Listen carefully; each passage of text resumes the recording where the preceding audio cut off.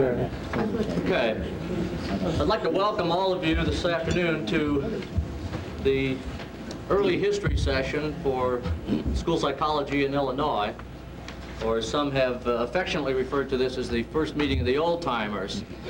There are some new-timers, some old-timers, but there are probably no people in this room who go back to the beginnings of school psychology, although we do have some esteemed colleagues here whose indirect lineage certainly goes back near to the beginning. What we'd like to do is to first have each member, beginning with Herb Lotz on my right, go around and simply give their name and their current or former affiliation, and then we're going to have a short presentation about the main elements or events in the history of school psychology, including some of those in Illinois. And then I'll ask that each person, again beginning with Herb, spend a few minutes with us chatting about the kinds of things that they conjure up in their mind when they think about the history of school psychology in Illinois or in other places. So if we could begin with you, Herb, on that end, I'd appreciate it. I'm Herb Lotz. I started out working under Mort Becker as an area psychologist, and then became chief of the Galesburg area, and then the last 20 years I was psychologist in the Henry Stark County Special Education Corps. I'm Frank Foley. I started out in Jacksonville with Bob Alexander for a year, and then I went to Decatur to work with Mort and Herb, and then I left Decatur in about '58 and went to Denver and did other things. I'm Mort Becker. I'm currently with the Elgin Public Schools. George Kaiser. Started out at the University of Chicago Orthogenic School for Disturbed Children and moved over to my first role as school psychologist was at the U of C Laboratory School for 3 years, and then the last 29 I've been at the Glencoe Public Schools. I'm Bill Oakes. I'm currently with the Mundelein Elementary School District 75, and I won't go down the list of everywhere I've been in the last 18 years or so, but it goes all the way back to 1966. Young. Fred Dornbach, obviously the rookie of this particular group. Currently, I'm associated with the Highwood Highland Park School District 111 and the Northbrook School District 30. I'm Jim Mooney, school psychologist with the North Suburban Special Education District in Highland Park. I've started as an area psychologist back in 1957.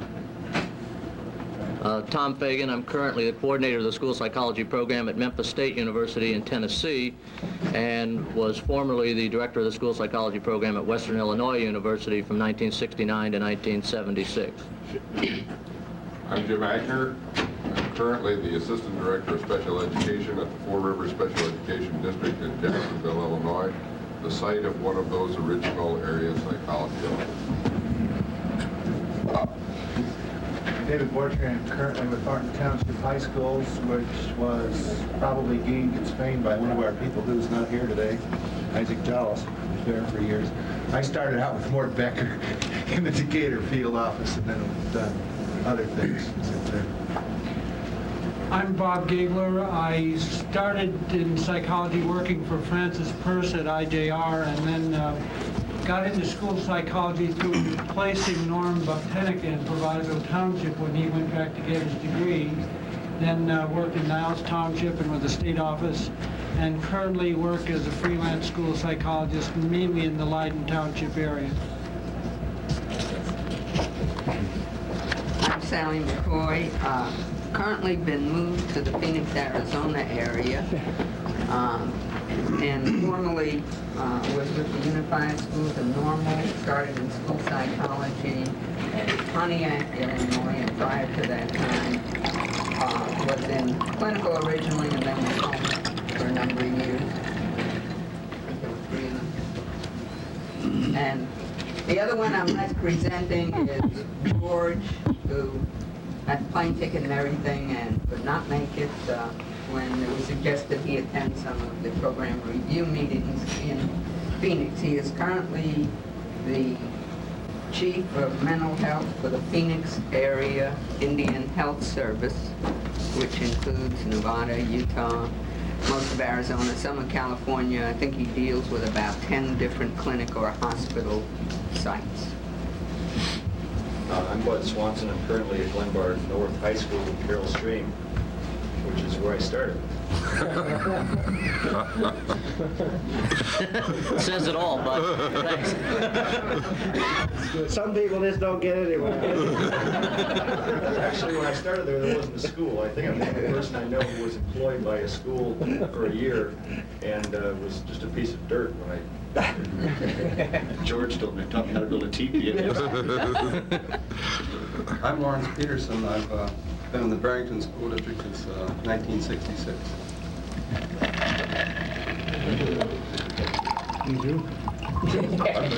I'm George Spear, and after I got out of the orphanage, I was sent to a reform school.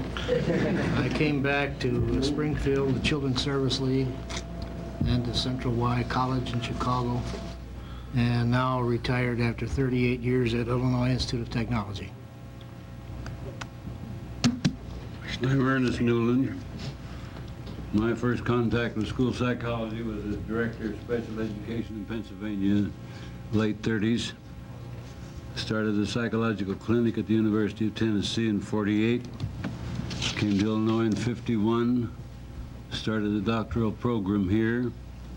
They threw me out in 71.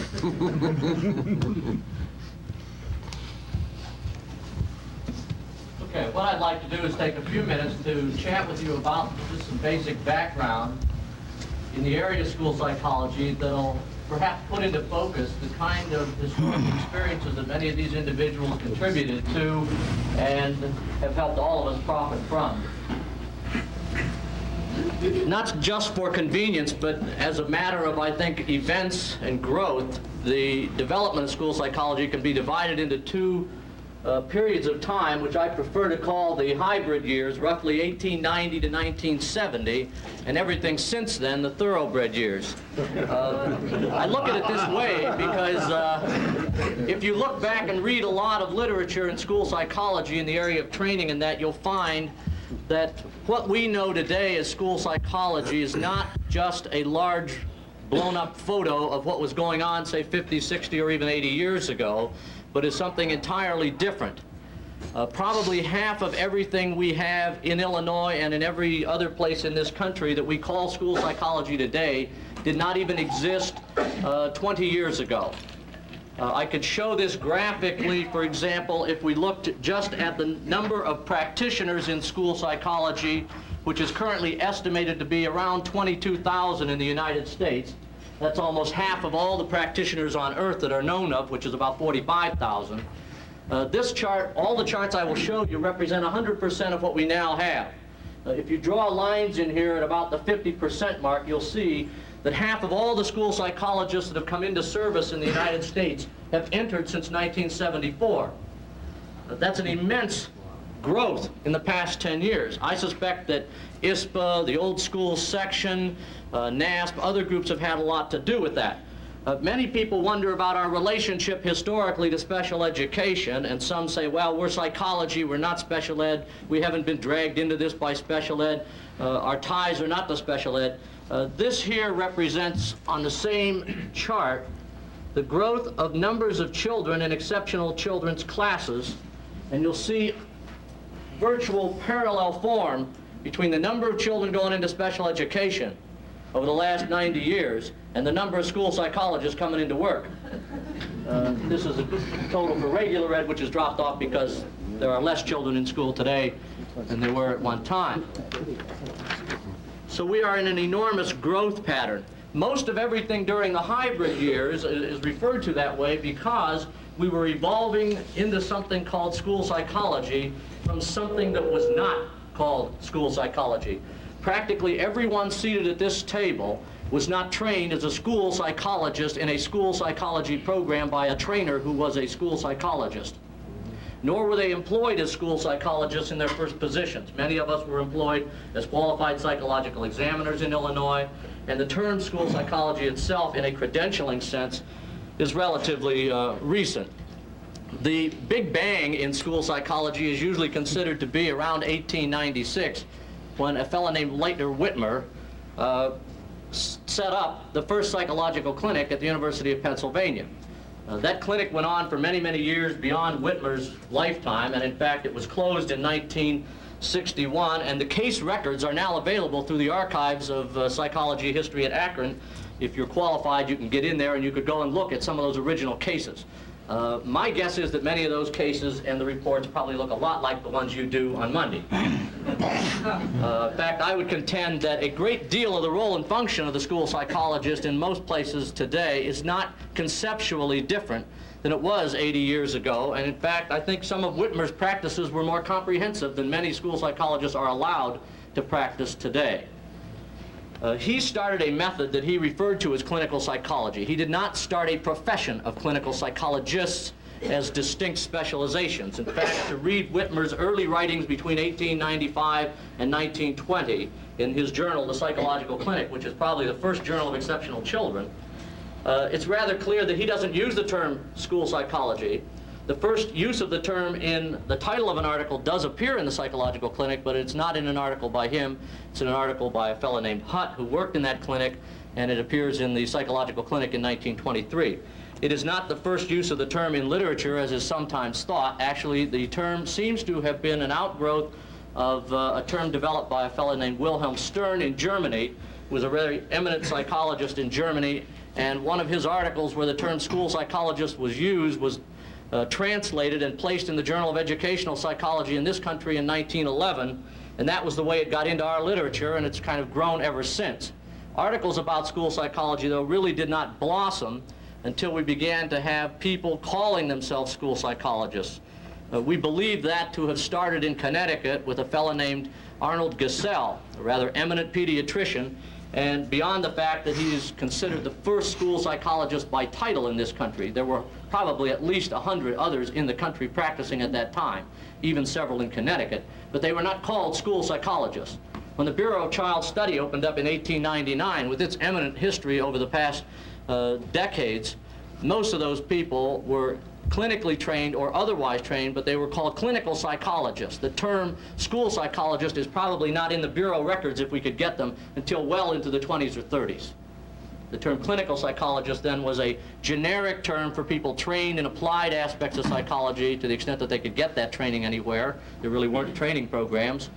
And only later do we see the term school psychologist appended to positions. When Gesell went to Yale to get his medical degree, in 1915 he graduated, and the State Department of Education hired him as a school psychologist, but he gave himself that name because it is not in the board minutes of that meeting where he was hired. I'll pass these around, but please don't steal it. This is an early picture of Gesell taken by his father in Wisconsin, a somewhat older picture of him probably when he was about 15, and you'll note the great degree of similarity to the picture of him when he was around 50, if you'd like to see what Arnold Gesell looked like. A very eminent person who started the whole concept of one-way mirrors in clinics, was the father of developmental pediatrics, and I guess many of us might consider him as the father of school psychology, or at least the first school psychologist by title. Actually, he was the only school psychologist by title at that time in the state of Connecticut. He was hired by the State Department of Education, and rather than seeing him as the first school psychologist, he's probably the first or the prototype of state consultants in school psychology. He wrote several outstanding manuals on mentally deficient children and how teachers could work with them. He also served a rather large area, and it was kind of a prototype for what Mort and others were working much later in our history here in Illinois, working out of regional offices as school psychologists. So he began sort of as a regional school psychologist and as a state consultant to school psychology. Out of his efforts grew the State Department of Special Education in the state of Connecticut, and New Haven's special ed director in those days was Norma Cutts, whom we know affectionately from the Thayer Conference in 1954. After that, everything began to grow. Training programs had a very gradual growth. We believe that the first training program, by title at least, was at New York University in the late 20s. Certainly Dr. Newland's program at the University of Illinois in the 1950s and 60s was one of the most eminent and most widely recognized in the literature as the perhaps most well-organized doctoral sequence in school psychology. If we look at association growth over these years, we see that today the presence of APA Division 16 and of NASP are relatively recent phenomena growing out of a large number of different splinter groups, mostly of clinical in a general sense of clinical psychology. Association of Consulting Psychologists, the American Association of Applied Psychologists. These were groups that refused to join APA or left APA. In fact, Gesell chaired one of those groups back here in 1916 because of the lack of recognition of applied psychological interest in APA at that time. To be a member of APA in the old days, you had to go before them with your research and present it, and if it was approved by the entire membership, you were allowed in. You had to have a PhD, of course, too. The clinicians were not particularly pleased with that, and a lot of other things. Only after about 1945 do we see the amalgamation of the old American Psychological Association and the American Association of Applied Psychologists, which had divisions in it at that time in the late 30s for different types. But there was no division for school psychologists. The divisional recognition of school psychology in this country as a specialty then began with Division 16 getting a division for school psychology. It did not grow directly out of the AAAP, which was guaranteed when it merged with APA that all their divisions would be kept. And of course today APA has 42 or 43 divisions, and it's a very difficult thing to keep up with. Much later we see the growth of NASP, and I suspect that has some spin-off effects at the growth of state associations. Again, you can chart on here at 100%. You'll find that half of all the state associations in the United States for school psychologists have started in the last 7 years. Your group goes way back to the division in the Illinois Psychological Association, and before that, in the late 30s, there was an Illinois Association of Applied Psychologists, and I believe George Spear knows some information about that that perhaps he can contribute to us. Let me just show you a few more growth charts. Certification didn't even begin in this country until 20 years after Gesell's appointment. So we had 40 years of clinical psychology history without any credentialing whatsoever, although Illinois in 1916, much to the psychiatrist's chagrin in the literature, was the first state to be recognized legally to allow a psychologist to put a feeble-minded person in an institution. And there was quite a bit of racket in the medical literature about that because psychologists were frequently listed under the medical legislative agenda under astrologers and quacks. It's true. I've got the journal article here if you'd like to see that. They just think that way now sometimes. But you'll notice the rapid growth in certification, such that today we have almost certification or licensing in a lot of states, and we see that licensing of school psychologists as a distinct specialty is extremely recent. If we take charts of training programs, we would see, again, half of all the training programs in the country have started since 1965.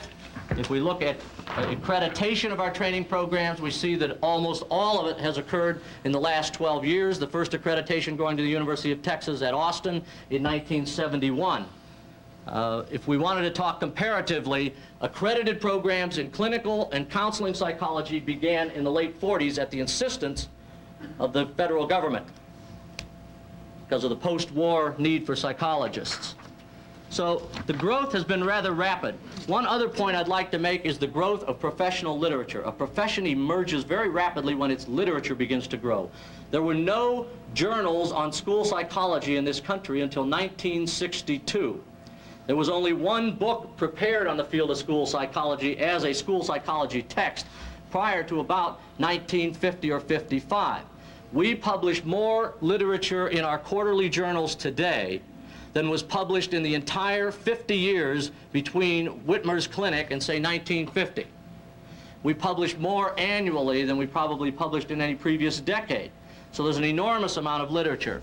For those that would like to see some of these things, I have here the first issue of the Journal of School Psychology. You'll note on it that it was prepared by the Ohio Department of Education.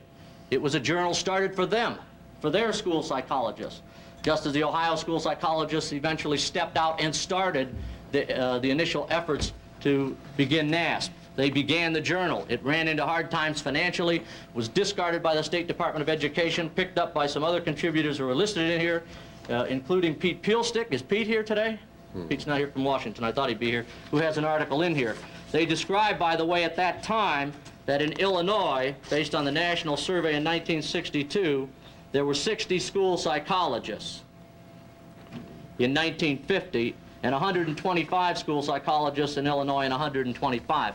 In other sources from Francis Mullen, who, by the way, at one time had written this little occupational monograph that appeared in a series called On School Psychology, very interesting description. She talks about the Bureau of Child Study having had 72 school psychologists in 1950, so it's very hard to get accurate data about the total numbers of people. I mentioned Stern earlier, and I simply want to make a point about him. He wrote an article in 1914 that included a song on psychology. I'm not going to sing it, but it's rather interesting, the pride that psychology was gaining as a science, and that it was probably a translation out of a German journal, but it's rather interesting reading. One other thing, this was recently given to me by Tom Stevens at Ohio State. It's the original manual for the psychological examination of recruits, and it's dated September 1917. It was the manual by Charles Scott Berry, whom I know virtually nothing of, but I'm sure that Ernie knows him. It was then handed down to Wilda Rosebrook, who was Division 16 president in 1950. The date on here for her is August 1935, and I believe she or someone gave it to Stevens. To give you an idea of how culturally appropriate items have changed over the years, if you go through here, you'll find almost all the verbal absurdities items in the Binet today or in the Wechsler scales are in here. And here's the item about the person who goes to the post office. This is the way it was given in 1917. An Irishman called at the post office to get his mail. "What is your name?" said the postmaster. "Why," said the Irishman, "you'll find my name on the envelope." They'd never allow that today, I'm sure. We've had to clean up a lot of things, I guess, historically. Although I still do that in the post office. So we see then that only in the past 11 or 12 years, in the thoroughbred years, do we now have the emergence of school psychologists, particularly in Illinois, who came out of school psychology programs that are taking jobs as school psychologists and had come from programs where the trainers were trained as school psychologists. It remains to be seen historically what this purification process will do to us.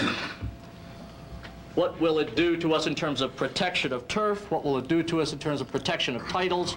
But it's going to be a very interesting 20 years because we are now in our thoroughbreeding process. We are in a purification sequence. We're no longer emerging out of anything but ourselves. And what we do to ourselves in the next 20 years will probably determine the history of school psychology for the next 100 years. I'd like to kind of stop there and go back to Herb and let Herb begin to make some points about the kinds of things that he recalls about the history of school psychology in this state. Thank you. Okay, in line with what Tom's been talking about, my training at the master's level was at the University of Iowa in clinical psychology. And my first 5 years were as a clinical psychologist with the Child Welfare Division in Iowa. This was before, while Mort was working parallel almost at the time. There were 2 school psychologists in Iowa at the time, and so therefore we did much of the work. And this is how I became certified, because incidentally I had worked for the schools. And but that was my first 5 years. And then I came to Illinois, and really my training as a school psychologist was because I worked under Mort for the first 2 years, Mort Frank. That's how I became acquainted with schools. So I'm one of these transplants, and I think that's true of many of them. And then as to history, I've been thinking a good deal about what to say, and I thought I'd mention something which represents a change, things I did, and I think we, particularly in the area officers, did, about which I often feel guilty. But when we were in Galesburg, this was a field office of public instruction. We covered Illinois from about the Illinois River west of the Mississippi, and finally down from Jacksonville up to Wisconsin. And generally we'd be gone 3 days a week, tested 2 kids each day. When I first started out, we saw 2 in the morning in Iowa and 2 in the afternoon. Well, we cut it in half after I came to Illinois. And then we'd have our staffings real quickly and get out of town, and we left. We left the school people holding the bag and explaining to the parents. But we really made every effort to avoid contacting the parents. And then, of course, slowly this has switched. And then my later years in working in the schools, I'd often see parents before, sometimes during the testing with your young children. You never, when I was younger, you didn't want mothers around while you were, say, giving a Merrill Palmer or something. But later on, eventually, I became more relaxed and found out that the kid's more relaxed if the mother sits back there and doesn't say anything. And mothers often are a problem. And then afterwards, following the evaluation again, following up with the parents, maybe explaining, and then the parents in the IEP conference, and then again later every year. And this really is a terrific change I see. And then on a little more negative vein, those of you who use the new Wechsler tests, the revised ones, my wife is on her second set of object assembly pieces, and they're warping. She's going back to the old one. Well, this is how they used to do things. You put it in about half-inch plywood. And that's all I have to say. Well, I thought I was going to sit at the end of the table because I thought you were going to start over there. And I thought I'd take whatever was left. But back around the Tertiary Cretaceous break, that's when the dinosaurs went down. I got my master's at Illinois with Sam Kirk. I don't know whether that was in school psychology or not. Dr. Newland might know. It was about 1949. I don't know whether they called it school psychology. I rather think they didn't. And Sam knew Ray Graham. And I did my master's thesis in Springfield, going through the files, comparing WISC and Binet IQs. And following that experience, Ray offered me a job, and I was one of the first QPEs, along with, one of the first original group, I should say. There were about 20 of us. Mort and Herb and I covered 22 counties. 33. 33. You went up, Ken? We lived out of suitcases. Just to give it, this is anecdotal material, folks. We lived out of suitcases. We carried one big suitcase full of testing materials, Binet, WB1. I don't think we had, later the WISC, and we had Rorschachs and other things like that. The other suitcase was for our clothing, and we went from hotel to hotel.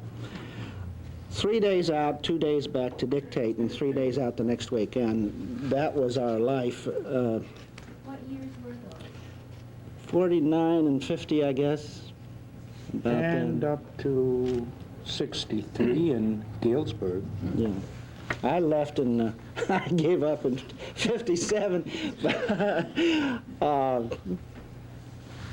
Herb stayed in that system, I guess. One of the memories I have that was particularly precious now, as on my internship I was paid, it was in Jacksonville with Bob Alexander. I was paid $3,500. And the next year I was hired as a full-fledged school psychologist working in Decatur, and I got $5,000. And Ray Graham called me up and congratulated me on having the job and said, "How do you like your salary raise?" And I said, "I don't think I'm worth that much, Ray." I really felt guilty getting $5,000. I thought that was too much, and I thought I ought to lower it.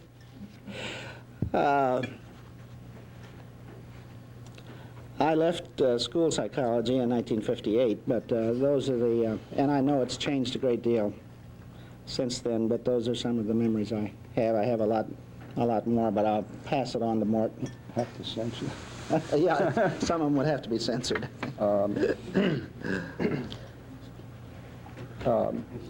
I'm fortunate, I guess, in the sense that I was among the small group starting the area program. I came to Illinois, not with Lincoln, but with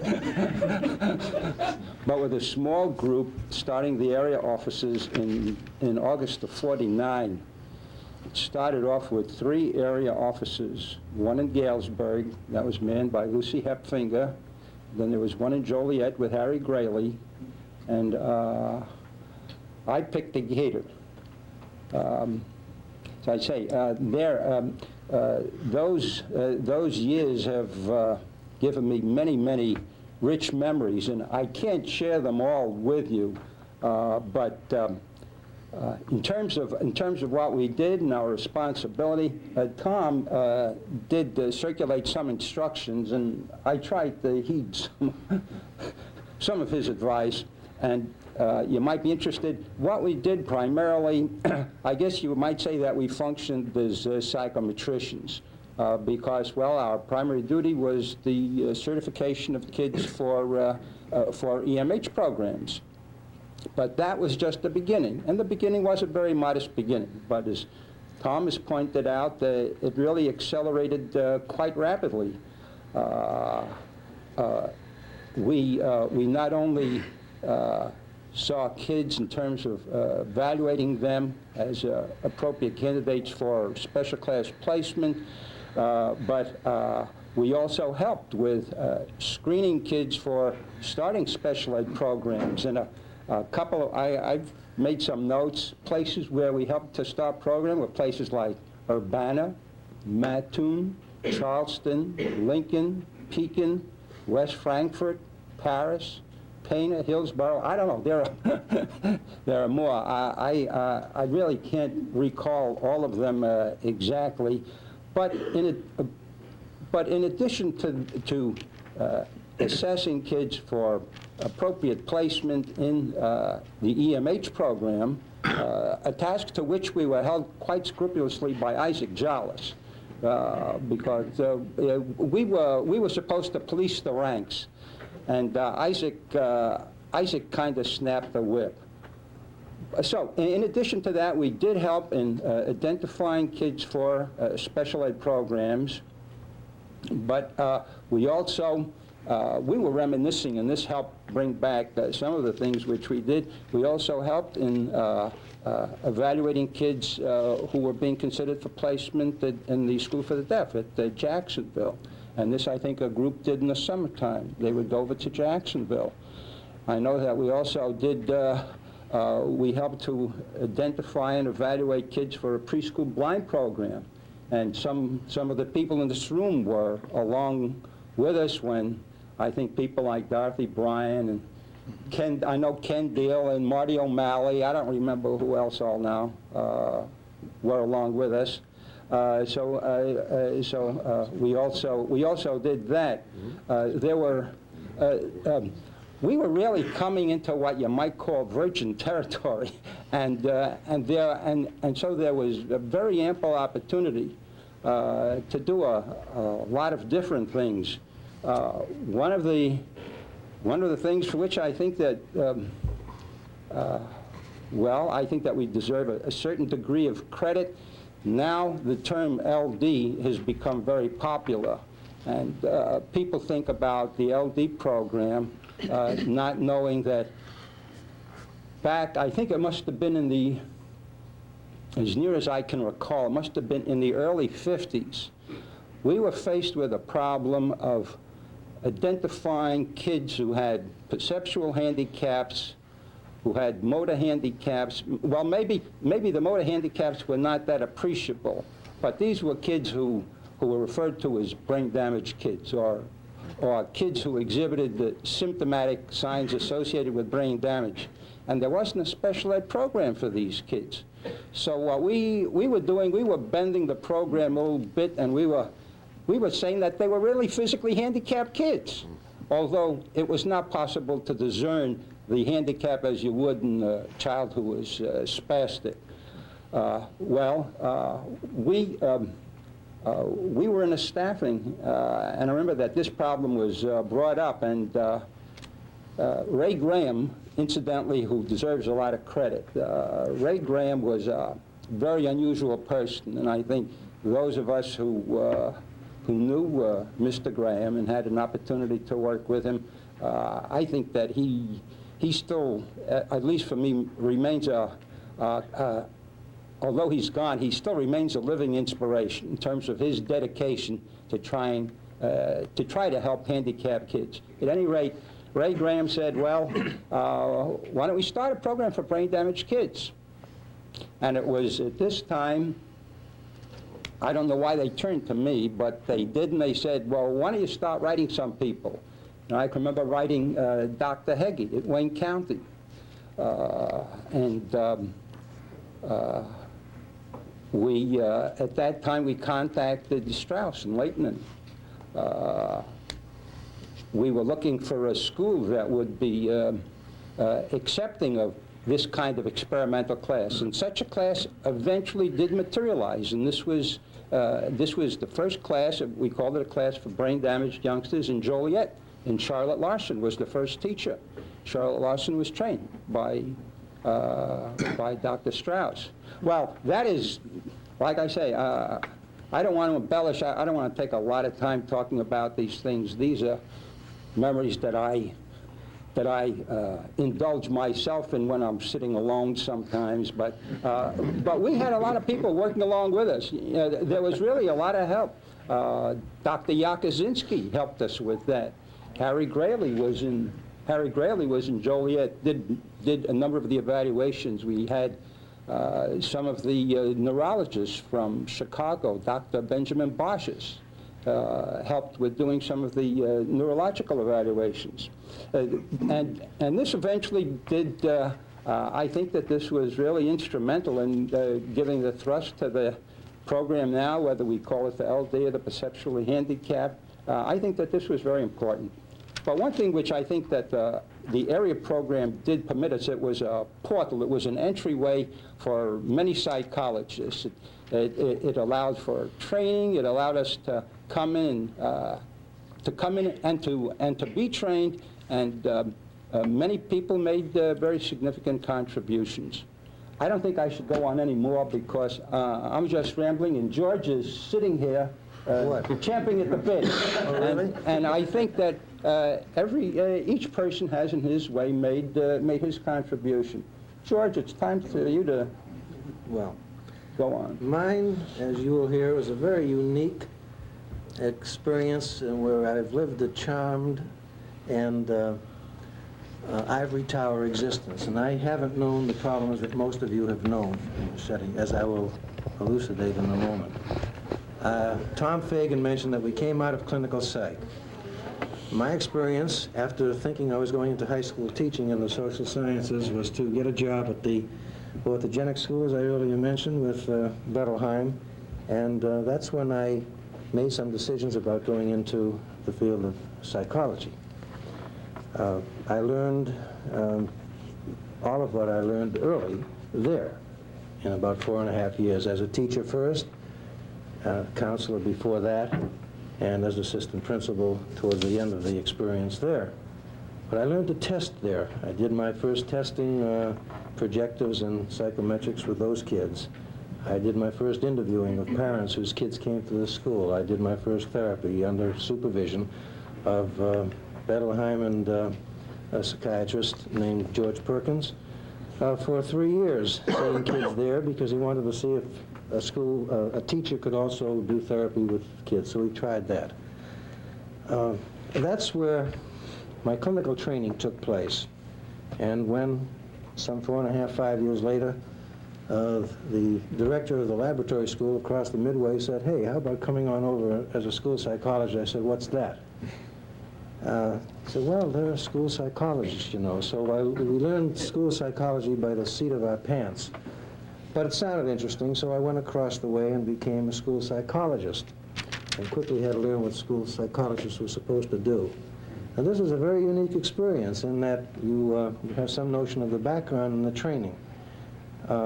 There was a department at the university lab school that did the testing, so I didn't have to do any testing. How about that, folks?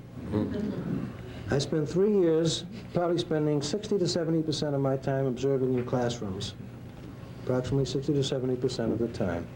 And the rest of the time I was meeting with parents, staff, group meetings, kids, and this kind of approach. From there, I had a job offer up in Glencoe where I remain today, approaching the end of the career. And I was in a position of being the first school psychologist and was asked, "Well, what do you want to do?" Well, it was easy. I said, "I want to do a lot of things, but I don't want to sit here and test."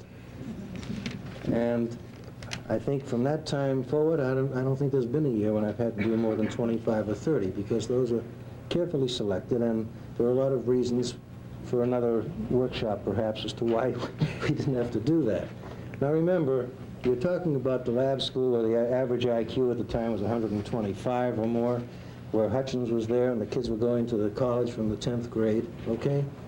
That's the ivory tower I'm talking about. Then to Glencoe, where the average IQ is about 115, and when you get LD kids, they're still scoring at national average levels, okay? So because, as the group heard me on my presentation this morning on written language research, it's a whole different ballgame. You know, LD in Glencoe is not LD in Winnetka, and it certainly isn't LD in Chicago. When I got up to the North Shore, I began to meet people rather quickly. People like Michael Buss, Doris Johnson, Laura Leighton, now Laura Leighton and Rogan at the Cove School, and began to learn a lot from people of this kind. Jaak Kaczynski, you mentioned, and I began to develop some know-how gradually over the years in this field of school psychology. Went back to school. I had done my ed psych work at Chicago. I had gone to the Institute for Psychoanalysis. I think it was the first child care course, but I sure date myself on that one. That was 1950, and I guess I was at the lab school about 52 to 5, and from 55 on at Glencoe. Rather than talk about the kinds of experiences along the way, and by the way, the role I set was as much like the other role I had at lab school as I could possibly set in the Glencoe setting. So there still is a lot of observation with kids. And what bothered me in the early years is it took behavior modification to get psychologists into the classroom to observe children, and good for them, because I think that's where a lot of it still is at. But you don't have time for this. And as I mentioned to the group this morning, forgive me those of you who came to the presentation, perhaps I'd like to suggest that there's something political we need to do as a group. And I'd be glad to work at it with you somehow. We complain and we complain because we don't have time. We don't have time to do the things we don't have to do. As I said to the gang this morning, when you figure out a report runs approximately 3 hours, and they all agreed this was about it. And if you do about 75, let's round it off. You'll do your own arithmetic later. You do 100 a year. That's 300 hours. Turn that into days. You're putting in 20% or more of your time writing reports. Now, what would happen if we didn't have to write reports? Or if we have to just outline them and do something else with them? In Glencoe, and the state's going to get me on this one because there's a lot of people here who are going to get this feedback, and I'm going to get clobbered and probably fired. But with any kid who doesn't go into special ed, like LD itinerant or whatever, where reports are required, I don't do a report. I'm saving 3 hours every time. I have an outline, carefully selected notes, is I sit down and I have to use these for parent reviews, for staffings, for whatever. But that time is saved. As a matter of fact, there are a lot of reports I don't write the other way either, until somebody wants them. If NSSED wants a report with a referral of a kid going into special ed, I have to write it. If a psychologist out there wants it, or Evanston Hospital wants it, or you name it, Johnston Clinic, whoever, psychiatrist, they'll get it. But those are selected. I'd like to see us, really, as a profession, work towards a reevaluation of this whole process, which eats up, just takes the life out of us in terms of the professional time we have to give to sitting at our desks and writing these reports. Now, I don't know how you do it. I don't have any answers as to how you do it. But maybe the time has come to sit down and begin to look at this, because the major complaints I hear in all the discussions I have with school psychologists is just this. You want to consult? A great deal of which I do. I happen to get myself on the administrative council there, so for 29 years I've been working with the administrative council. No, I don't have a supervising certificate. I do for school psychologists, but I don't have for other special ed areas.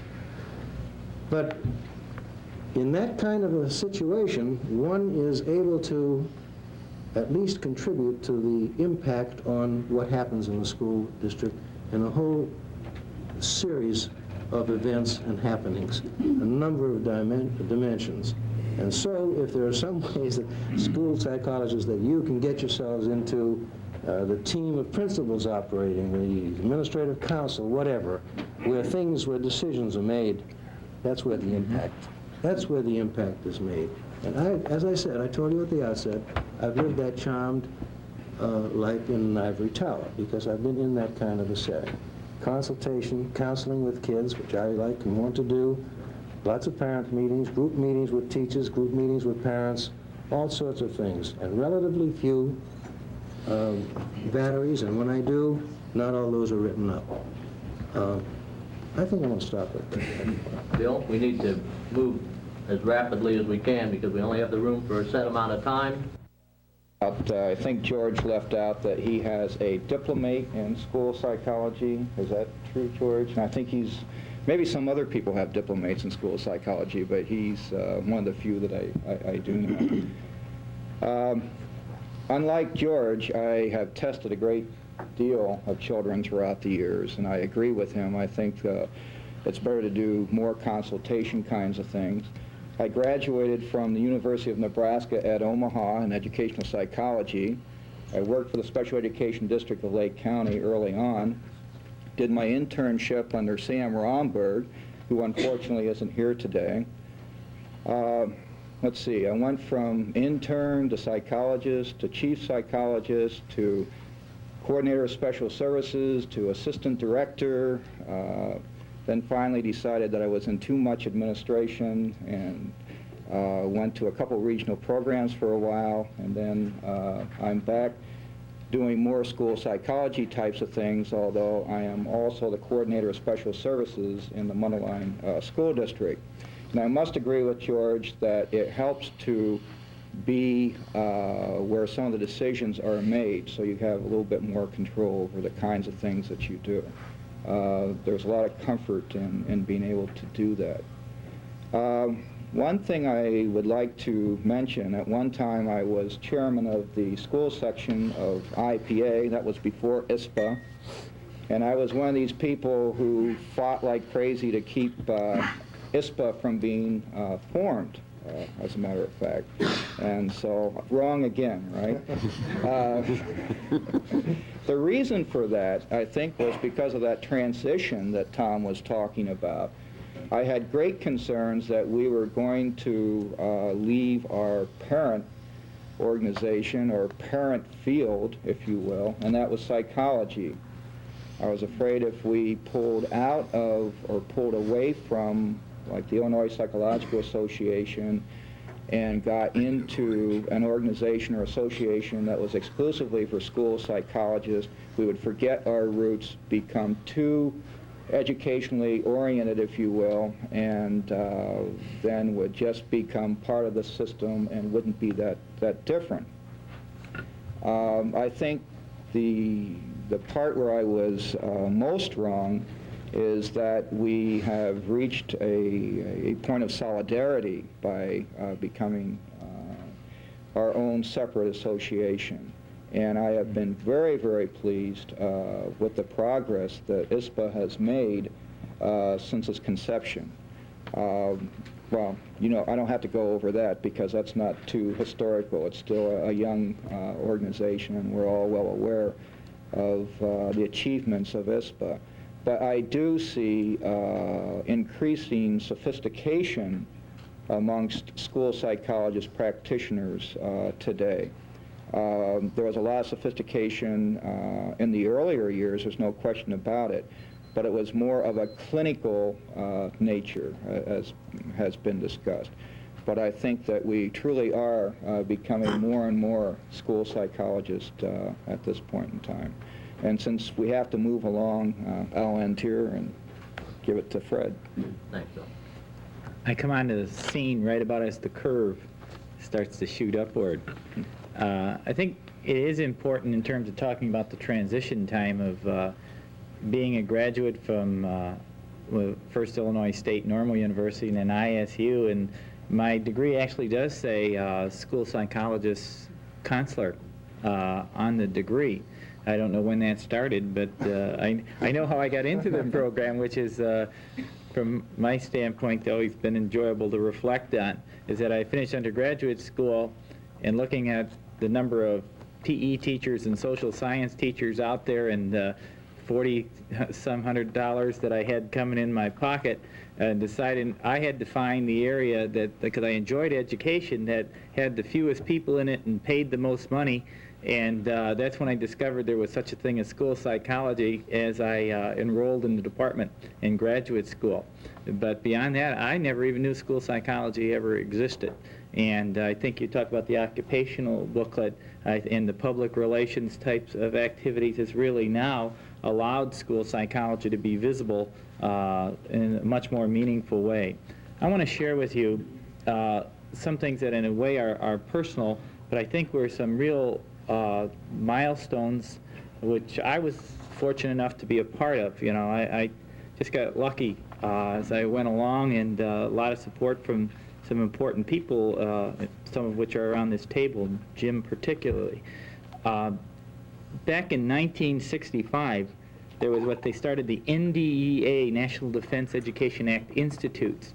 At that time, they picked 6 school psychologists from around the country to go out to the State College of Iowa for a summer program, and I would say the program at Illinois State was essentially a clinical program in the schools, and out there they were started to get involved with play therapy kinds of things, and then I got lucky in going to the first NDEA Institute for School Psychologists themselves in 1967, where they had a lot of things on behavior modification and this stuff called learning disabilities. So in terms of being lucky and being in the right places at the right time, starting to have some national kinds of contacts, I was, you know, out of step essentially with the traditional school psychologist, trying to catch up actually to George, what he was doing in terms of consultation and being in the classroom. And Jim Mooney gave me a tremendous opportunity with the Northern Suburban Special Ed District to be hired not to test kids. And that was real special for me, and I think real special for school psychology at the time, because it showed that there could be an alternative. There are some real important things in moving school psychology along. One of them, as I reflected on, it may not be so important to all of you, but Jim Agner, who's sitting over on the other end of the table, Jim, back was it 67, I think it was? Palmer House, I remember it so clearly. School psychology to me was absolutely sickening. After I got into the profession, it was so political. There wasn't a single bit of emphasis really on professional development, you know, as an organization. It was so political, and if you weren't on the in-group, you were really out. And Jim was appointed after a series of activities as really being the state-level person responsible for school psychology. And his real curse is that he was not certified as a school psychologist. And there were a few comments made at that meeting, and some of which fortunately came from Jim's mouth, and just said, if any folks want to take the job, it's yours. People have to get in gear and be responsible a little bit for your own actions and your own destiny. And that really made a lot of sense to me in terms of what he was doing, and combined with some of the other experiences. And this helped me out in terms of back in 1969, and I owe, again, a debt of gratitude to Bob Gabler for this. I didn't forget that I was a part of it, but I haven't seen one for many, many years. The Illinois School Psychology newsletter, emphasis on communication, and a funny little symbol that's up there in the corner. I worked for a federal project in Geneva on that. But at the time, part of my gripe was that the Illinois psychologists only went to members, and there was absolutely no system of communication that went to all school psychologists in Illinois. And through Jim and Dennis Kelly, I can't remember who else was instrumental, they were able to give me a grant of a few $100s where we were able to, and they bootlegged the list of all the psychologists in Illinois, and we started the Illinois School Psychologist newsletter, starting a little anxiety for guys like Bill and others that I was trying to break up, along with some other folks, the school section. There was concurrently, we started a communication, started talking about the various opportunities right at the time NASP was getting off the ground, which I was, again, fortunate to being part of the groundwork on. And it was just exciting that we now had the opportunity to bring together school psychology as a profession, to really have some very exciting dialogue. I remember sitting next to Joe French down in St. Louis and going round and round with him about what it's going to happen and how it's going to tear school psychology apart if you have your own separate organization. But it didn't. I think we're all ahead of the game by having school psychology emerge as a profession in and of itself. And I think the combined efforts with, again, Ohio, we heard about before, and Illinois, if it wasn't for the dollars that came from the, we're through with audits now for 68, 69, aren't we, Jim, you think? From the state coffers of the state of Illinois, Jim Agner and Dennis Kelly again, NASP never would have occurred. There were people who paid out of their own pockets, and they paid out of the state coffers, and a lot of extra help with postage and other kinds of things, that without it, it never would have happened, folks. And I think the upward growth came about because of the people who, most of us in that, where the curve starts going up, were about mid-20s and just 30 years old at the time, and it was exciting to be a part of something new. And I think the message that I kind of like to leave for the people that are here, and really it started in with the ISPA, boy, you really just have to keep cultivating the young and the new folks, because they are your future. Just like to make a brief comment in regard to what Fred is saying.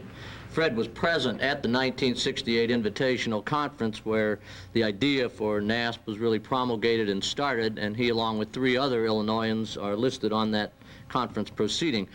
Fred's a past president of the National Association of School Psychologists, and also receives credit for the fact that he designed the NASP logo, I guess prior to the time at which NASP was an idea, and it eventually was adopted and copyrighted. Well, with the funny thing, after my grant ran out, and I'll say the school section took it back, the newsletter, I took my logo for a reason.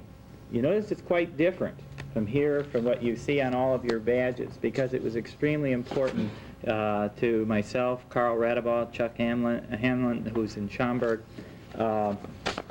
and I, as we were designing it, to see that education and psychology, that it was going to be a separate profession. It couldn't just be clinical psychology in the schools. We had to see that education was a critical part of it. Their numbers were necessary for us to be successful. And so the integration and the overlapping of the rings was the only way we could tie them together.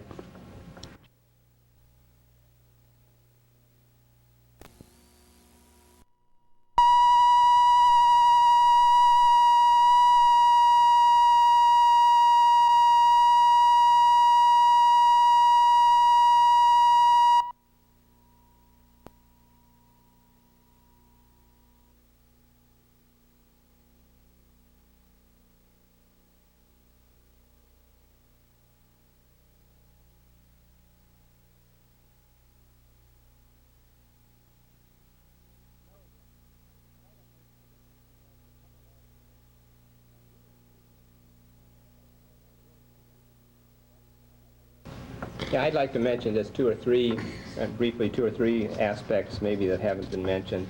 As Tom was showing the growth curve, I think there was one other growth curve in terms of the development of psychology in general. You'll recognize, I think, that a lot of psychologists came out of VA programs and out of military programs, and while the Army maybe hasn't done too much other good in the world, they really did provide a tremendous thrust to psychology in general. I had the good fortune when I was in the military, and that was between 51 and 55, I was stationed at a recruit training base in Texas. And in some ways, I look back at it now and said it was kind of a mini special education program, because I was assigned part of the time to the stockade. I worked as a screening intake person. I worked on the neurology clinic for part of the time. I worked in the psychiatric unit, and I worked on an outpatient unit. And since we were dealing with recruits, we were mostly dealing with 17, 18, and 19-year-olds, and the problems are not too much different than what we're dealing with in the high schools that I'm associated with right now. But in the about halfway through my service period, I got interested in school psychology and started corresponding with Ray Graham, and I still have some letters back here dated as early as 1953 when I wrote him and asked, how do you get into school psychology? That's the area that I want to work in. And it was kind of a catch-22 at that time. There was just, you couldn't get into it unless you'd had the experience, and you couldn't get the experience unless you'd been working in the field. And they were holding rather rigidly to the standards. Talked with Jim Agner a little bit about it last night, because Ray Graham, he was a marvelous man, and he really wanted quality special education programs. He was very much against the old opportunity room concept of just throwing a lot of kids in a classroom. And he relied rather heavily on his advisory board. And it was not possible. You had to clear this group before you could get certified. And I had 4 years of experience, but I had not had the year of experience working with children doing the testing that was required at the time. So Ray Graham and I became kind of good pen pals, and he was very courteous. He always replied to my letters, and I pestered him, I think, enough that he, I know Frank Bawley mentioned that he was an intern in his days. I thought up until I came here today that I was the first intern in the program. I think it was the first formal part of the internship program that the state of Illinois had, and I had the good fortune to be assigned to Jacksonville, where Dick Cutts was. And Dick Cutts was out of the Veterans Administration program with vast experience in clinical psychology, and he was a marvelous trainer of psychologists. The other thing I wanted to pick up on a little bit, I don't want to talk further about, the internship and the school psychology experience was pretty much the same, that we were going out as qualified psychological examiners on a very discrete sort of a mission. And while that was, it was an exciting time, at the same time it was also kind of deadly. And one of the things, when I had an opportunity, I broke away and went out to the schools that Fred speaks of in the Highland Park area. And we did some really nice things, and Fred was helpful in helping get started with what we were doing as a non-categorical special education model back in the late 60s, and doing also assigning psychologists as consultants to schools rather than special education testers. And that was kind of, it seems pretty commonplace now, but it was kind of brave stuff at the time, and Fred took a lot of, said, don't send us a psychologist to consult, send us the guy that puts them in the special education class. And Fred had to take a lot of lumps on that as we went along. In one way, I look back, I was privileged to have the opportunity yesterday to sit in on Dr. Yesseldike's presentation, and I look back on 94-142 in some ways as being a kind of an unfortunate event, because people started counting, these kids as handicapped youngsters under the categorical programs when we were really breaking away from that model, I think, back in the late 60s. And while lots of good things have happened, it also set back some natural progress that I think was starting to take place at an earlier period of time. Good. Thanks, Jim. Isaac Jolls couldn't be with us, but he did send a letter, and I'll simply read the last part. The other part he wanted to share with the, as he calls his very old Illinois friends. But the one part he did want to share with the group, he says that he strongly feels that a school psychologist training should be as a clinical psychologist. However, this should be supplemented by training and supervised experience in the field of education. This is what I was taught at Ohio State, and I still think that it is true. Isaac, along with Mort, Becker, and some others, were responsible for putting together this manual, the Illinois Plan on Exceptional Children, in 1954, and in there it defines the average caseload as 25 cases a month, with a floor of 20 and a high of 30 to be expected from time to time. So you can see how things in history get carried over and over and over into practice as well. Jim, you probably have copies of that manual somewhere. Yes, I do. First of all, I'd like to thank Tom for taking a special interest in the history of our movement, because I think we all need to do that, and we need to respect some of the things which have occurred. I suppose that I represented at that particular point in which I became actively involved the Young Turk. I was one of the fallouts in school psychology that Jim Mooney talked about, in which I came out and looked for an internship and interviewed with Lucy Hepfinger. And I am also one who completed a program in school psychology early on, and my transcript says school psychology on it. I graduated from now Illinois State, and I'm very saddened that Stan Marzoff cannot be here because I worked in Stan's program. Anyway, Lucy advised me that I could not get credentialized unless I went through an internship, and I could only go through an internship if I worked for her. And as we discussed that rather considerably, that didn't sound like the best idea in the world, and I said, I think there are other things to do in this world, and there are people to see.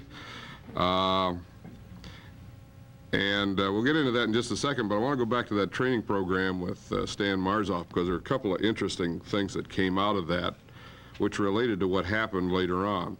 In the first place, at that point, we had no registration act. And the people in the clinical field had taken upon themselves to credentialize themselves.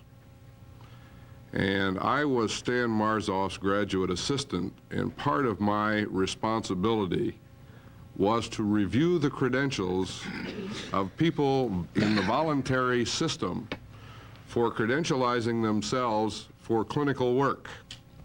And so very early on, I began to review credentials of people and to go over these, and they had a very strict system, and Stan was responsible for the implementation of that system and did all of the paperwork. I should point out that I took Joe French's place. And that's an interesting situation, too, as time went along. I attended my first IPA meeting in 1958. My first school section meeting at the same time. At that time, it has been mentioned that it was a somewhat tight-knit group, and that would be putting it mildly. The group, I was a student at the time, and students didn't exist at all. And even after you got out into the field, unless you were a part of that, and getting into that was a real tough job. Anyway, there were some very, very excellent people who were involved, who went on to do some very fine things. Gene McCarthy, Sam Kirk, and others who were heading up the school psychology section of the Illinois Psychological Association at that stage of the game. I joined at that time. However, I don't think my having joined was recognized until 1966 when I sat in a meeting, and the field of school psychology was advised that I was the new administrator of school psychological services in the state of Illinois. And everybody sort of took that well for about the first hour and a half. And there are some of you in the room that attended that meeting. Fred alluded to it. Everything went really well. I was surrounded by the advisory committee as we started that, and I want to take some time to talk about the Psych Advisory Committee in a minute, too. I was surrounded by the advisory committee, and as time went along, more and more of them left the stage, and so pretty soon I was up there all by myself. And I thought we had all the issues pretty well resolved, and I said to the audience, "Are there any questions?" There was a stunned sort of silence, and then John Canfield got up and said, "I'd like to know what the hell's going on." And from there, it went straight downhill for the next 2 hours.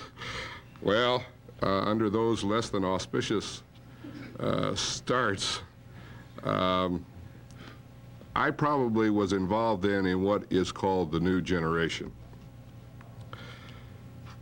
I want to give some special thanks to Stan Marzoff, and I want to tell you about a particular item about the way trainers work. At that time, there were only 3 trainers in the department. Our class was a class of 8, not all of whom finished in any one-year time. We were involved in a terminal master's degree program. I was one of the few people who came through and had a solid year of play therapy training. You talked about the first class in programs for learning disabled. I was a monitor, and I think Swanson wasn't far away, in one of the first laboratory schools in the state of Illinois for classes for brain-injured children. Our text was Strauss and Leitonen and Strauss and Kephart, and the classroom was developed along Strauss and Leitonen lines with total elimination of extraneous peripheral perceptual stimuli. It was an interesting set of experiences. The big thing I want to tell you about was this little room of Dr. Marzoff's. Dr. Marzoff had a little room off of his office which contained the test kits that we used to learn to do our thing. And Stanley used to say to us very nonchalantly, if you have time, you should spend time in that room. And that's all he ever said. In that room were all of the earliest assessment instruments that had ever been developed, the original items. And only those of us who took time to go through the room and find out what was there had the privilege of doing some of those things, including some of the major mistakes that were made. I've been trying to think of the name of the test, but there was a test that involved the Coase blocks. And they published that test, and all of the color plates were reversed. You could not make the designs. That was also in the room. As you can tell, I look back fondly on my training program. Had a very excellent experience. And I think Stan Marzoff needs to be recognized for one of the early books, also, Psychological Diagnosis in the Public Schools, one of the first modern texts in school psychology. And our program was indeed labeled School Psychologist.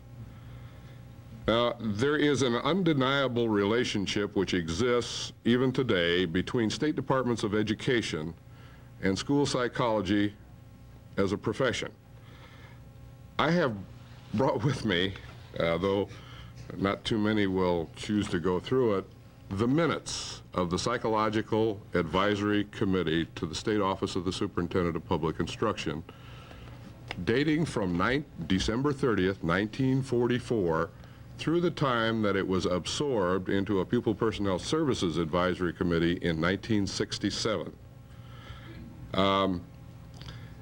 The credentializing process was handled by this group, and what makes this so interesting is I'd like to read to you a few of the minutes from December 30th, 1944.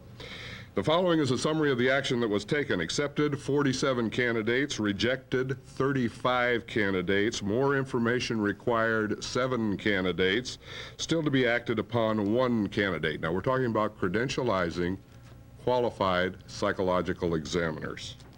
The following applicants have been accepted, and I can't go through all of them, but they include Charlotte Altman, one of the early ones in here, Wendell Dysinger, Loretta Dixon, Albert, at that time, in parentheses, Corporal Hunsicker, Stan Marzoff, and what is this down here? George Scott Spear. Now, there are the entire list of those who were not credentialized at that particular time, and I won't go through it, but it says the following applicants did not submit sufficient information to enable the committee to take action. And among those for whom no action was taken at that time is included Bruno Bettelheim.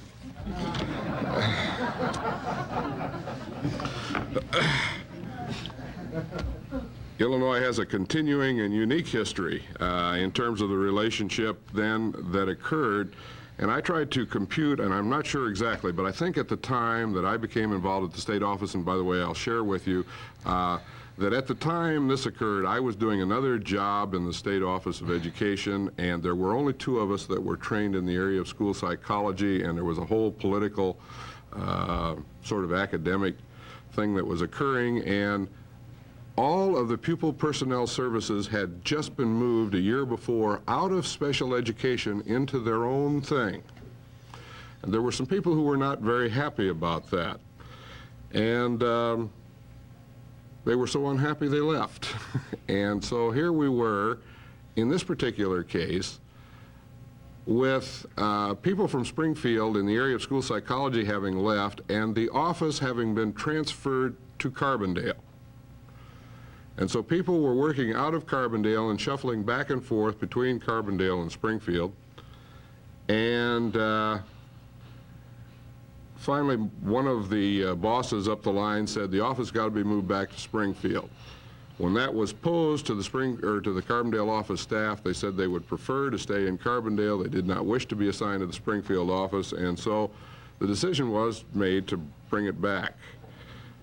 There were 2 of us, as I said, Tom Denny and I, who had training and background in school psychology. Tom Denny was given the opportunity to discuss the position and said, I wouldn't touch it with a fork. My boss looked over at me and said, well, Jim, you know where that puts you, don't you?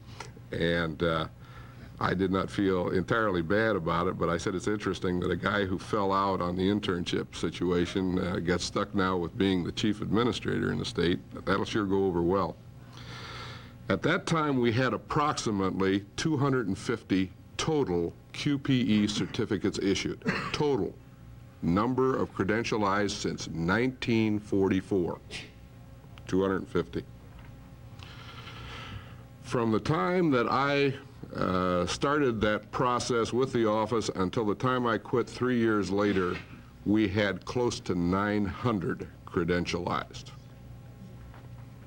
Now that was the period of extreme growth in the number of people being credentialized, and it occurred as a part of Illinois having passed a law mandating special education in the public schools in 1965. We were coming up on it pretty well in the early 60s and knew it was going to happen, and in 65 the law was passed, saying that by 1969 it had to be implemented in all of the school districts. I was also involved directly in the title change from qualified psychological examiner to school psychologist, and we requested and got legislation changing the title. At that stage of the game, there was, and probably still is, the feeling among some around the table that the title was inappropriately applied, since there was a great fight then and there is a great fight now as to whether or not the term psychologist should be used with people who are not credentialized minimally at the doctoral level. It was our position, however, that people who were functioning within the schools should function in ways other than just giving examinations. And so we began to talk to and became involved in training programs to expand the role of the school psychologist within the public schools. At that stage of the game, the training programs at the professional meetings were given by the state office. And there were few training programs actually conducted by the professional association themselves. It was during this period of time that we were able successfully to con our bosses into allowing us enough money to do some interesting things. And I'm not going to take away from the discussion of others, but these included participation in the development of the National Association of School Psychologists, the development of our own newsletter, the development of training programs through the professional association, and a number of other items. I think that I had the good fortune to be there during an exciting period of time. And I consider today to be just as exciting, and I'm looking forward to the continuation of activities for a long, long time. Well, I'm going to take your instructions to heart and not repeat anything that's been said. And two of my ex-bosses are here. I think I was the last employed area psychologist in the Decatur office under Mort before it closed. And wasn't I? Yeah, I was the last one. And then you moved to Springfield. And I could go through the things that we used to do in terms of suitcases. I would only like to comment about some of the hotels that we visited in Central Illinois at that time, the facilities attached or unattached thereto. The only thing about the area thing I think that strikes me more than anything else is we used to write fantastic reports, if you've ever seen them. They went on page after page after page after page. One of the reasons was that the old area psychologists, when they went out into a community to do these 2 tests a day, were presented with complete background data. Complete. Often collected by the county nurse, and in some of the counties, particularly in southern Illinois, collecting background data and finding out the relationships and interrelationships of the various students under their care would have required a team of social workers today. But I think our reports have gotten considerably shorter, mercifully, much more informative, and we've left a lot of data collection. I do see that as a trend. I also had the privilege of working under Jim Agner. He'd given up psychology when I went to work for him and was an administrator, and indeed it was an exciting time, I would say, in the office. So I'm more interested in what some other people have to say at this point. Wow. Yeah, I tried to put together a kind of show and tell thing to present here, so I brought along some artifacts, which I will try to share.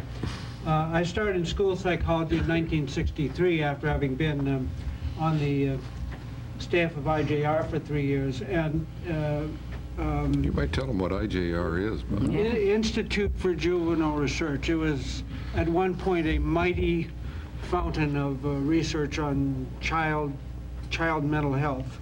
I think now it's just a catchment area in downtown Chicago, but in those days, I was a regional psychologist, and my job was to travel out to places like LaSalle, Illinois, and Sterling, and places like that, and provide 1 day's worth of assessments, which maybe meant testing 5 kids during 1 day, and then staffing them with a psychiatrist and social worker into midnight in order to get it all done and get back to Chicago the following morning. I actually, it was a little funny because I was allowed to come into school psychology without an internship, and I think that it was felt that 3 years at IJR was an adequate substitute for that. I came into school psychology because Norm Bucktenica wanted to go back to get his doctorate at the University of Chicago, and I was hired by the Proviso Township Special Ed Office to fill in for him for 2 years while he took a leave of absence. Norm at that point was the chairman for the Allerton Conference and just about to become chairman of the school psychology section of IPA, and so he sort of towed me along with him wherever he went, and I got a very fast education about what school psychology was. In 1963 at the Allerton Conference, Isaac Jolles, first of all, Ray Graham had just died, and there was a lot of folklore about Ray Graham and what he had done for special education. Isaac Jolles had retired from the state office, but was working in Homewood, I guess. Gene McCarthy, I think at that point maybe was either the chairman of the section and Whitey was the outgoing chairman, Whitey Gardone, or vice versa. I've forgotten what the sequence was there. But a lot of people who played very significant roles in school psychology were involved in IPA at that time, and I got a very good orientation, I thought. There was reference at that point to the QPE handbook, and I guess Tom had a copy of that, but I've also snatched a copy somewhere, and I just, as we were sitting here, I looked through this. It was edited by Isaac Jolles, but I notice in his acknowledgments here, he acknowledged contributions by Sam Kirk, Mort Becker, And also the writer is indebted to Mr. Frank Vowell and Mr. Richard Cutts, area psychologists, for their critical reviews of the first draft of the revised manuscript. So I thought that was worth mentioning. I was also impressed by the fact that Isaac Jolles, who really began school psychology, really was exemplified the kind of concern about clinical skills that you mentioned, and I think probably everybody knows about his book on the house tree person, but this is a book, this is a publication from Genetic Psychology Monographs in 1947, The Diagnostic Implications of Rorschach's Test in Case of Studies of Mental Defectives, Isaac Jolles. So we're talking about a guy who was quite a scholar, and I think it's also very inspiring to me to think that at age 55 or something, he took early retirement and began drawing a pension here in Illinois, but went to Virginia and became a school psychologist, and last I heard was president of the Virginia School Psychologists Association. So we're talking about quite a fellow. He described some of that in the letter that he sent right now to me. A couple other things I wanted to show. This is a copy of the report on the Thayer Conference, and several people have made reference to that. I was just checking through that and noticed that the committee that put that together involved 4 Illinois folk, Noble Kelly, Sam Kirk, Francis Mullen, and T. Ernest Newland. So you cast a long shadow, Ernie. I also, somewhere along the way, I picked up a list of the qualified psychological examiners. Last couple of years, I've heard the question bandied about who's QPE number 1, and he was Robert Alexander. There was a renumbering process at some point, and I see on this list, this early list, Mort Becker, and we found George Spear's name on there, and quite a few other people who are here today. I think I'm number 700, and I believe Terry Hurchin maybe was number 701. This, something else I pulled out of my files, this is a membership list for the school psychology section of IPA in 1966, and I'm just looking who's on here. It does include Mort and myself and Marty O'Malley, George Kaiser, Sam Romberg, George McCoy. I think there's some others that I'm missing here. Only 85 members of the school psychology section in 1966, and I think of how ISPA has grown, and that was a tiny proportion. I think you mentioned figures about how many people were certified in 1966. School psychology section of IPA had nowhere near even a majority of the school psychologists in the state, a tiny segment of them. And my recollection is that we never really got above 200, even though there were something like 900 certified as school psychologists. I don't think we ever got above 200 or 210. And I think you have to compare that with the almost astronomical growth of ISPA. And I think that tells something about how much we needed our own organization when ISPA was formed. Fred, I do have a few more copies of this volume 1, number 1 of the Illinois School Psychologist newsletter. I got involved in that in a very minor fashion. Fred negotiated with the state office to use the state office mailing list so that the newsletter would meet all would be sent to all school psychologists, and it was my job to be the errand boy that took the list up to, I think your place, and we sat there and we licked and we stamped and we stapled and this funny little old mimeograph deal, you know. And one of us was still typing in our.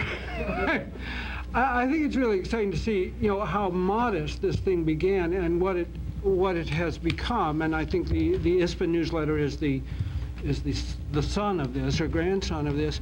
And I think you also need to know that once we started that newsletter, the clinical section picked it up and decided they needed a newsletter too. So we were really a pace setter in IPA in the newsletter department.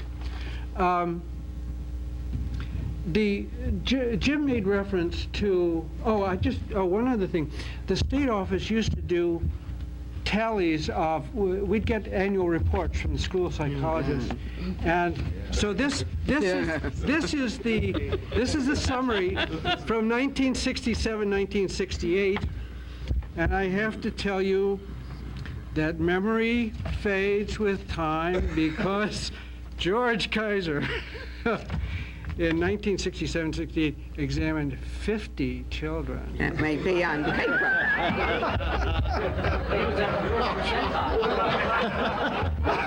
That's probably the peak of your... Guys like Jim made us... Yeah, I was going to say, what went into those reports? Yeah. Finish the game here before too long. Tom, there's just one little item that I want to press along, because Bob did so much work at it, never got any credit for anything else.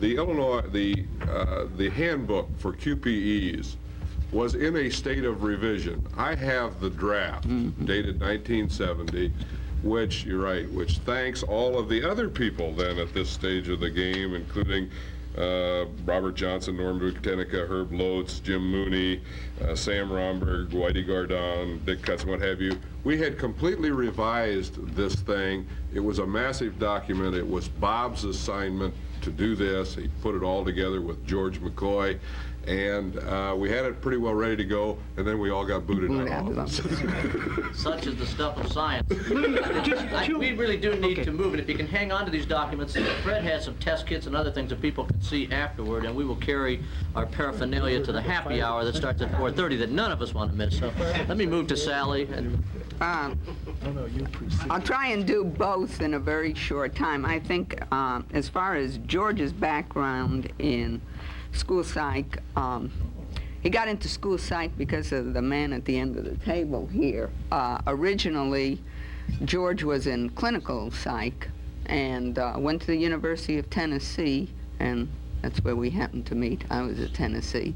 And we were both in the clinical psych program with T. Ernest Newland. And a lot of things happened down in Tennessee sometime. I guess Dr. Newland can mention to you, but he left. Department, the whole clinical program blew up, so to speak. They still talk about it. It was bad news. We left. We went back to Oklahoma. George went to work for a hospital there, and I worked for a hospital there. And then, through communication, back we came to Illinois, and George is now in the school psych program with Dr. Newland. And I'll let him tell you, I think the program he set up was one of the most comprehensive. It was a total framework. It was excellent.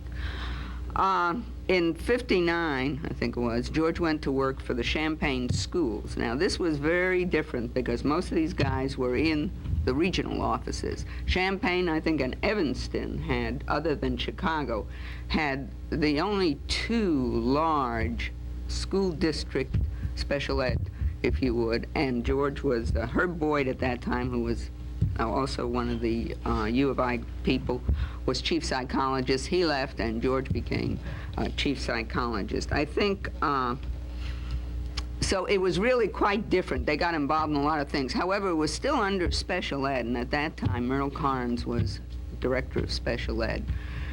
And I can't remember, George and I were trying to remember the name of the gal who was director of the elementary ed, but there was a tremendous amount of vying. Even though he's under special ed, they wanted the psychologist into regular ed. So the friction between these two female directors was beautiful to watch. It was, but anyway, so that was his beginning as far as working in school psych. We then left and went to Illinois State University, where George became the psychologist for the lab schools. And he stayed on there until he retired into a new career in Indian health. Basically, at ISU, he was doing a lot of the evaluations for special ed. and this continued throughout. He did work with the Metcalf regular students, did do the screening for gifted programs, etc. But primarily, his role was really that, plus teaching courses on the campus. He was, and I can remember, I was not a member of IPA at the time, and the reason I wasn't is that meant 2 memberships, and that was money. So that he was a member of IPA, I was a member of CEC. We went to the 2 different meetings, but I can remember going to an executive committee when George was chairman of the section, and it was at Herb's house, I think.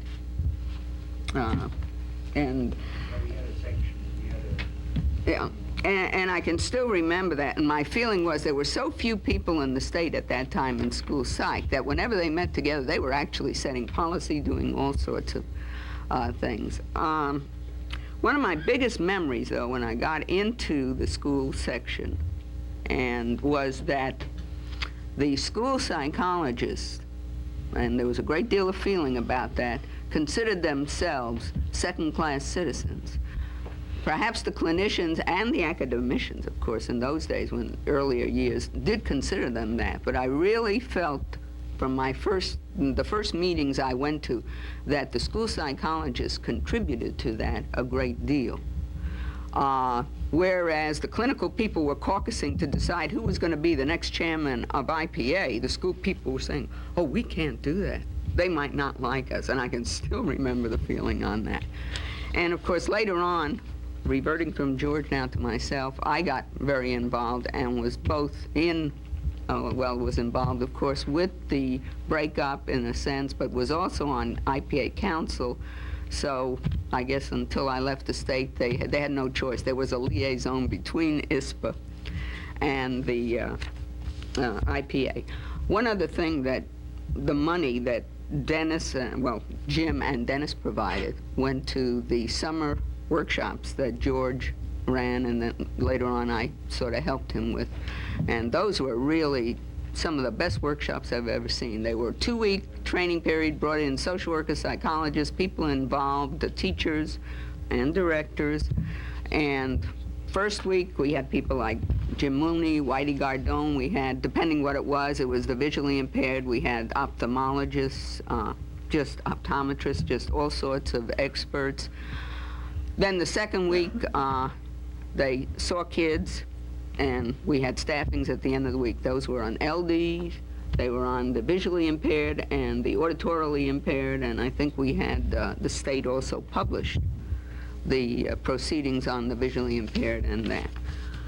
I guess as far as I'm concerned, one of the things that's very different in my background, and I really date myself now, is that I went to the City College of New York. And in those days, originally I was an accounting major and then decided I was not going to spend my life doing books. And so I wanted to go into the psych department.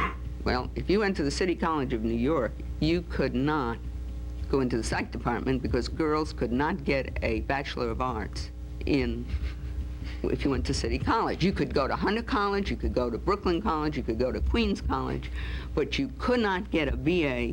And so therefore, you had to get a BS in education. And so we had what was called downstairs and upstairs. And it was in the same building, and upstairs was the psych department, and what was it? Anyway, I can't remember his name all of a sudden. We used to call him the Neanderthal man, real famous. And he looked like one. Leave that on the table. Yeah.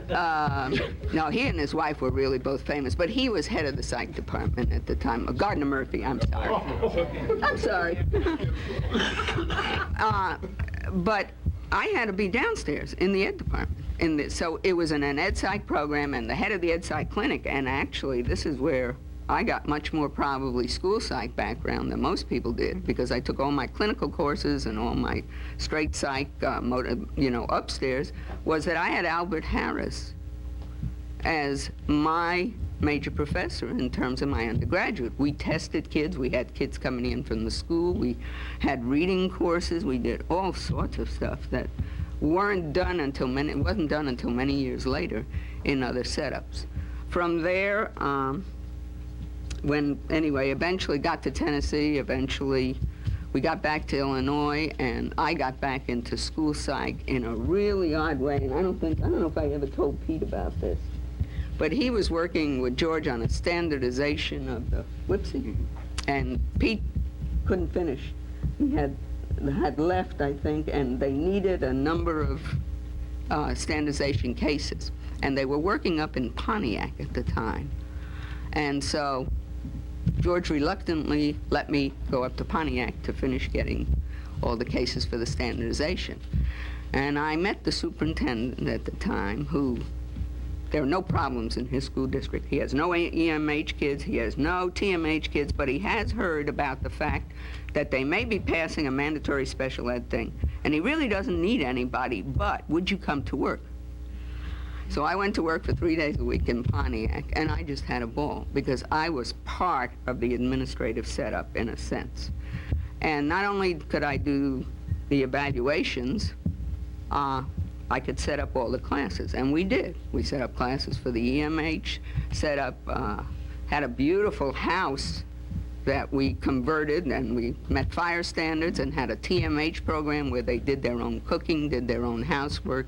Later on, somebody else came in and got a big Title III grant. We set up LD classes, set up classes for the hearing impaired. I was the director of the gifted program. I just had a ball, ran my whole show. And there was a co-op in Livingston County, and I remember Jim Rowland, who was a director at Urbana now, was in the state office. And Jim came, and we were all meeting, and he wanted to know how come I was not part of that co-op and why I was working for the district. And it's funny, because things have turned around again, and we are now having people leaving co-ops and becoming psychologists for districts, which was what then I went to Normal and was there for 10 years. 1 minute intermission here while I change the update. Okay, I'm just, since I'd prefer to listen to other people, I want to fill in just a couple of things here and then shut up. Not to disagree with Bob, but I was chairman of the school section in like 72, 73, and Pete followed me in there.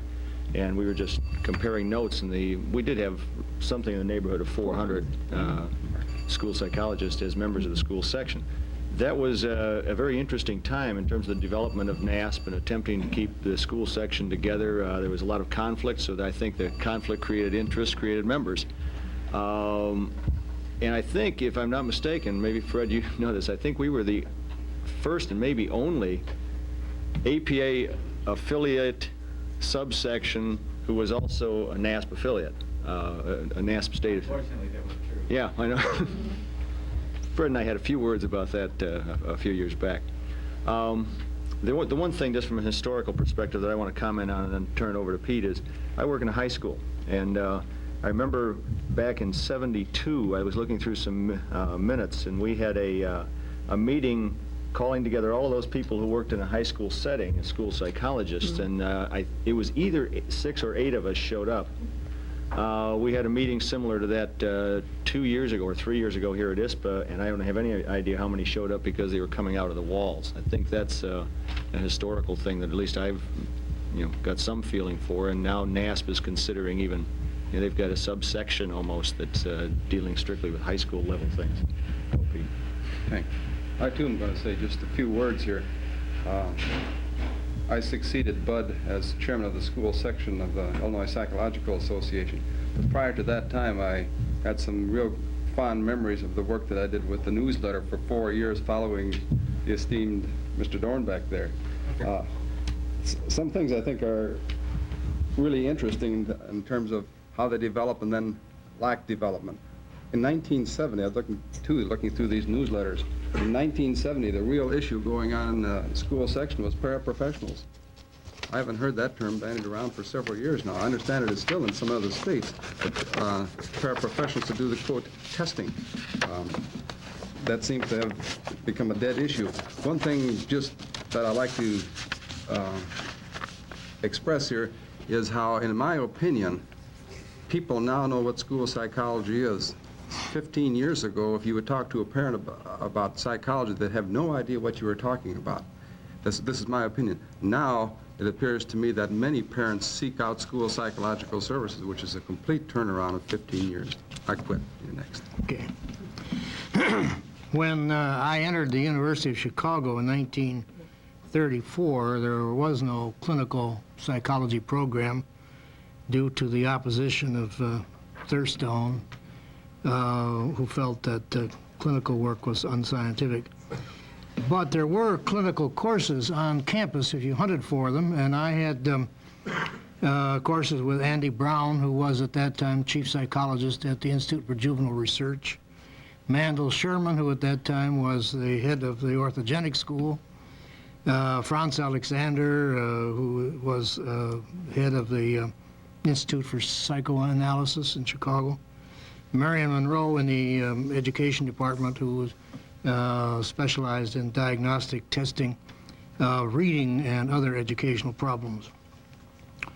After the first year, I was offered an internship at Mooseheart in the Laboratory for Child Research, which was a very interesting experience, and I was, like all of the rest of us there, we were expected to work with all children of any age, and I worked with, for several months with kids in the nursery from 3 months to 4 years of age, supervised by Martin Reimert at that time. Then, after a year there, and this is my excuse for a rather weak joke that I perpetrate every time I get a chance, after I got out of the orphanage, I was sent to the reform school. I got a job at the Berkshire Industrial Farm. At Mooseheart, I had been primarily concerned with educational planning and experimental psych. My master's degree at Chicago is experimental psych. At Berkshire, we worked with a group of somewhat older kids, and there I was primarily concerned with vocational planning, relatively little educational planning. After a couple of years at the reform school, I came back to Illinois, and in order to keep myself from rambling, which I have a tendency to do, I'm going to read the rest of this. I came to Springfield in the fall of 1937. Although I was directly employed by the Children's Service League, which is obviously child guidance kind of thing, I worked 1 day a week for the city schools, 1 day a week for the Sangamon County schools, 1 day a week for the juvenile court, and 2 days a week for the Children's Service League. Saturdays were devoted to staff meetings and preparing reports, so you realize I was working 6 days a week. Ray Graham, who was then a Springfield school principal, was a great supporter of my work, and I worked closely with him, among others.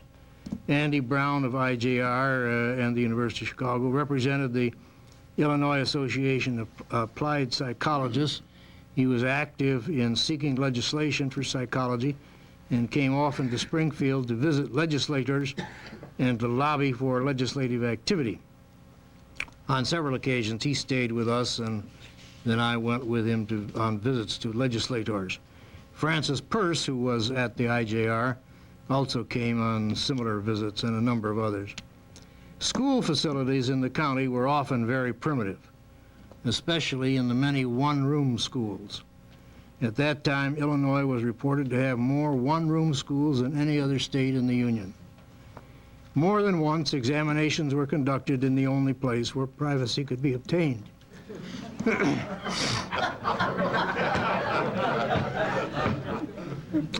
And more than once, the examination was interrupted.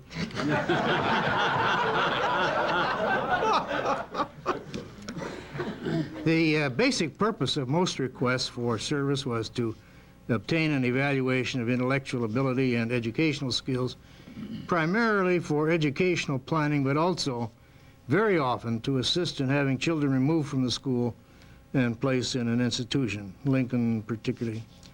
The standard examination at that time consisted of the 1916 Stanford Binet, and we did refer to the Irishman at the post office, and the Stanford Arithmetic and Reading Tests, the Arthur Point Scale, and the Monroe Individual Diagnostic Reading Tests were used when the child had problems that did not permit the use of the Binet, or when reading was felt to be an important factor.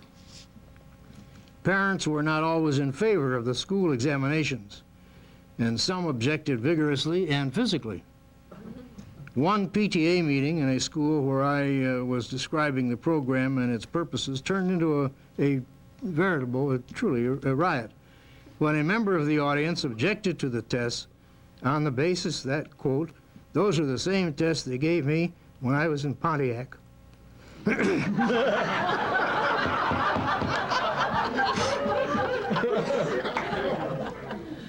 However, most parents and most school personnel understood and were generally sympathetic to the nature of the examination and the purpose of the total program. The final report, which was discussed with the school authorities, incorporated the results of the examinations, the interview with the child, the teacher, and or the principal, not the parents. The parents were sometimes seen, and on occasion the report included social work reports from the Children's Service League or the juvenile court. I should add that I never considered myself a school psychologist, and I'm here under false principles, I guess, in that case. I always thought of myself as a clinical psychologist working in the schools. Ernie? I hadn't expected to be here any more than you expected me to be here. But I suppose I could say two things that might have historical relevance. First, how I got this way. And second, what I see to be happening. My clinical training started in the 20s and was such that Leitner Whitmer called me his grandson. When I had charge of special education in Pennsylvania, I had the responsibility of looking after the psychologists working in the schools and did some psychological evaluating myself in crucial cases. At no time have I been certified as a state school psychologist, although I did manage to attain board recognition. I came to the University of Illinois in '51 with an interest in school psychology, then out of a background of some work in the schools and the clinical work in Tennessee and a bit of teaching, as a result of which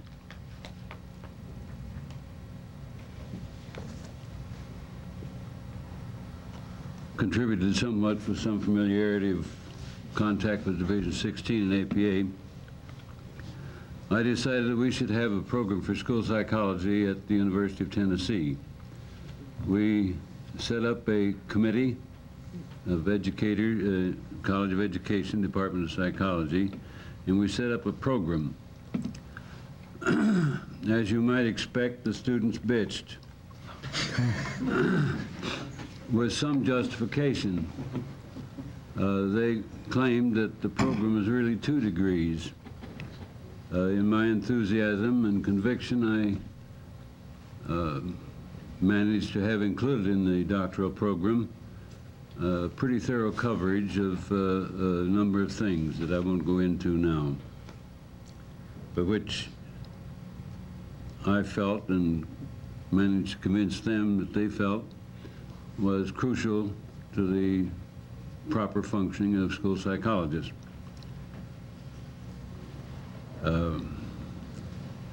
The establishing of the doctoral program was done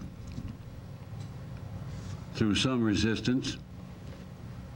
The resistance being that some felt that we should have a subdoctoral program, and I thought that everybody else was going that way. We ought to use our larger facilities for the doctoral level program if we could, which we did. for which I have not been sorry. So much for that.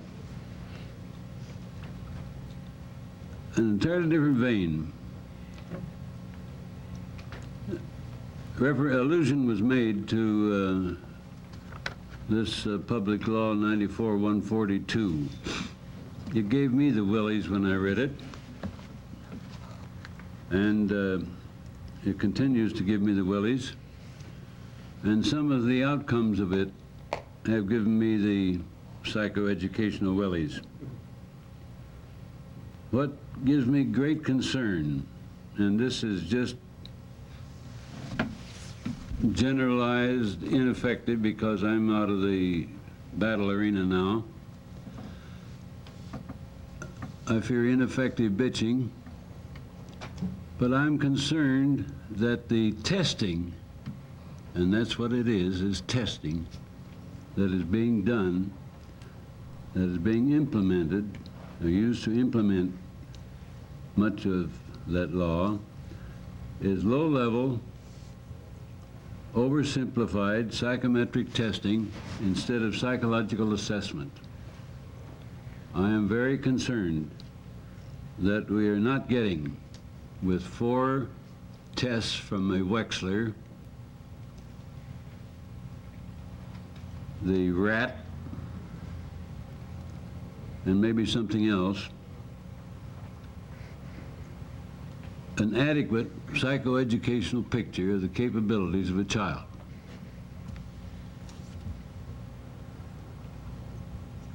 At best, we're getting a lousy number, or a set of numbers, and that is not, in my judgment, what a psychologist should be doing. I think a psychologist should be doing a psychological job, and not a low-level psychometric job.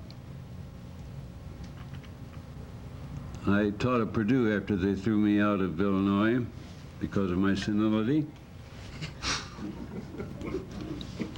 And while there, I learned of the power that a psychologist, I use the word loosely, acquired.